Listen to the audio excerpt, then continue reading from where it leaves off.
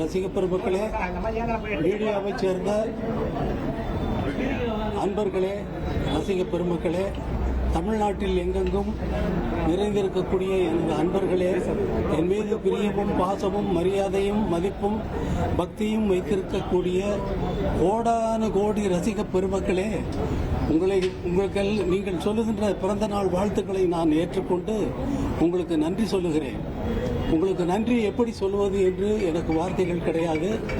ஒரே ஒரு செய்தியை மட்டும் சொல்லிவிடுகிறேன். தமிழக முதல்வர் வாழ்த்து தெரிவித்தார். அதைத் தொடர்ந்து முக்கியமான பிரபலங்கள் மீடியாக்கள் மூலமாகவும் எனது வாட்ஸ்அப்பின் மூலமாகவும் பிறந்தநாள் வாழ்த்து செய்திகளை அனுப்பிக் கொண்டே இருக்கிறார்கள்.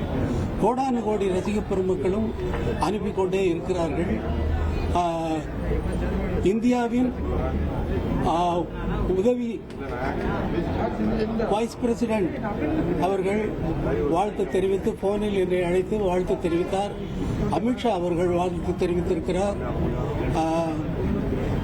இன்னும் நிறைய முக்கியஸ்தர்கள் வாழ்த்து தெரிவித்திருக்கிறார்கள் பிறந்த நாள் வாழ்த்துக்காக. இந்த பிறந்த நாள் வாழ்த்திலே, இந்த பிறந்த நாள் அன்று உங்களுக்கு ஒரு இனிய செய்தியை நான் அறிவிக்க இருக்கிறேன். அது என்னவென்றால், வருகின்ற ஆகஸ்ட் 2ஆம் தேதி நான் லண்டனில் இசையமைத்த அந்த இசை நிகழ்ச்சியை அதே ஆர்கெஸ்ட்ரா, லண்டன் ராயல் பிலமானிக் ஆர்கெஸ்ட்ராவே இங்கே வந்து தமிழக மக்களுக்கு, என்னுடைய மக்களுக்கு, என்னுடைய நாட்டு மக்களுக்கு அவர்கள் முன்னால் இசைக்கப் போகிறேன் என்ற நல்ல செய்தியை தெரிவித்துக் கொள்கிறேன். அதற்கு முதல்வர் அவர்கள் தெரிவித்த வாழ்த்து செய்தியை இங்கே படிக்கிறேன். நாட்டுப்புற இசை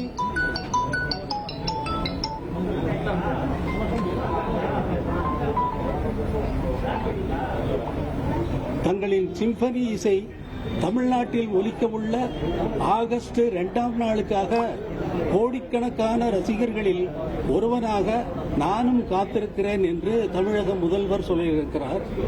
நேற்றும் இன்றும் என்றும் தங்கள் இசை ராஜாங்கத்தின் ஆட்சிதான் என்றும் முதல்வர் சொல்லியிருக்கிறார்.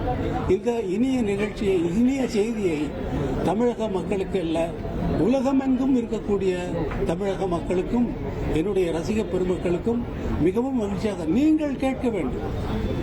நீங்கள் கேட்டால்தான் அதனுடைய பயன். நான் எதுக்கு சும்மா போய் அவங்களுக்கு நான் மட்டும் பேர் எடுக்கணும்னு அவங்கள வாசிக்க வச்சா சரியா போகுமா? போகாது. என்னுடைய மக்கள் கேட்க வேண்டும். என்னுடைய மக்களுக்கு இந்த இசையெல்லாம் இப்படி இருக்கிறது என்று நான் அறிவிக்க வேண்டும். அவர்களை மேம்படுத்த வேண்டும். இதெல்லாம் கேட்கறதுக்கு ஒரு மனசு வேணும் இல்லையா? முதல்ல நான் ஒரு பாட்டு, புதிய பாட்டு போடுறேன். அந்த பாட்டை அது வரைக்கும் நீங்க கேட்டதே இல்லை. அன்னைக்கு தான் கேட்கறீங்க. ஏற்கனவே தெரிஞ்ச பாட்டவா கேட்கறீங்க? இல்லை, தெரியாத பாட்டை கேட்டு கேட்டு பழக்கமாகி, அடடா இது அழகா இருக்கு, இதனால இது போடலைன்னா எனக்கு தூக்கம் வராதுங்கிறாங்க. இந்த குழந்தை அழுந்துச்சுன்னா இந்த பாட்டை போட்டால் அது பேசாம நிற்கிது அப்படிங்கிறாங்க. இந்த பாட்டை போட்டால் அது துள்ளி துள்ளி ஆடுதுங்கிறாங்க. அதே மாதிரி நீங்களும் துள்ளி துள்ளி ஆடுறீங்க. நீங்க இதுக்கே போக வேண்டாம், உள்ளே எதுவும் போட வேண்டாம், டாஸ்மாகெல்லாம் போட வேண்டாம். அதுக்கெல்லாம் பாட்டு இருக்கு. நீ அதெல்லாம் கேட்டுருக்கீங்க, எல்லாம் ரசிச்சிருக்கீங்க, உங்களுடைய மனதை வெளிப்படுத்தி இருக்கிறீர்கள். அதே போல நான் அமைக்கின்ற இசையெல்லாம் உலகம் முழுவதும் ஒலிப்பதைப் போல உலகம் முழுவதிலும் சென்று நம்முடைய பெருமையை நாம் வெளிநாட்டுக்கு சொல்வதைப் போல அவர்களை இங்கே கொண்டு வந்து நான் லண்டனில் நடத்திய அதே இசை நிகழ்ச்சியை அப்படியே அதே ஆர்கெஸ்ட்ராவை கொண்டு, லண்டன் ராயல் பிலமானிக் ஆர்கெஸ்ட்ராவை கொண்டு வந்து என்னுடைய மக்கள் கேட்க வேண்டும் என்பதற்காக ஆகஸ்ட் 2ஆம் தேதி இங்கே உங்கள் முன்னிலையில் நான் நடத்த இருக்கிறேன் என்பதை மகிழ்ச்சியுடன் தெரிவித்துக் கொள்கிறேன். இதை உலகமெல்லாம் பரவட்டும். தமிழக அரசுடைய முயற்சி எப்படி பாக்குறீங்க? தமிழக அரசுடைய நான் அறிவிக்க வேண்டியதை அறிவிச்சேன். அதோட